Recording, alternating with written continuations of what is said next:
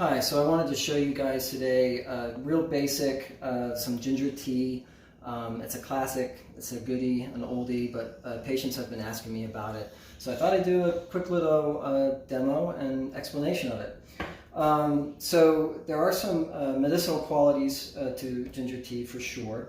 But first I want to go through just some of the practicalities of how I like to do it. There's 1,000 ways of doing this. But I like it, I find it warming and a bit of a stimulant, or energizing without the buzz of caffeine. So if it's 9:20 at night like it is right now and I've got some studying I want to do, it's a nice thing to do in the evening, won't keep me awake. But in the cold of winter and the spring evenings, it's nice to get a little warmth going on. Sometimes it's also really good for fighting colds or flu, or maybe with the COVID-19, if it gets here, it might be something that helps people through that as well. So first, some practicalities. I like to get fresh organic ginger root, and I like to grate it on the big teeth and do about, it's about a tablespoon, maybe more like 2 teaspoons, not a whole lot. And so that's a nice little amount for an evening's cup. And you can use whatever strainers you've got, little metal tea holders. I stole this from my teapot. It's just a little strainer and it fits very nicely in there. So put the ginger, and we'll get the hot water.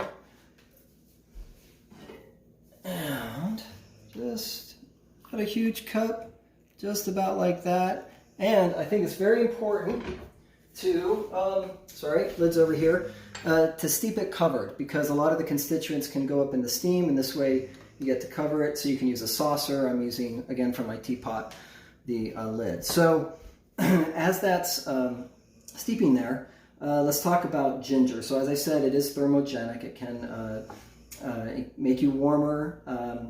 It's also anti-inflammatory. There's some good studies on arthritis. It does that by inhibiting the arachidonic pathway and therefore reducing lipoxygenase and cyclooxygenase enzymes. It's also a digestive stimulant.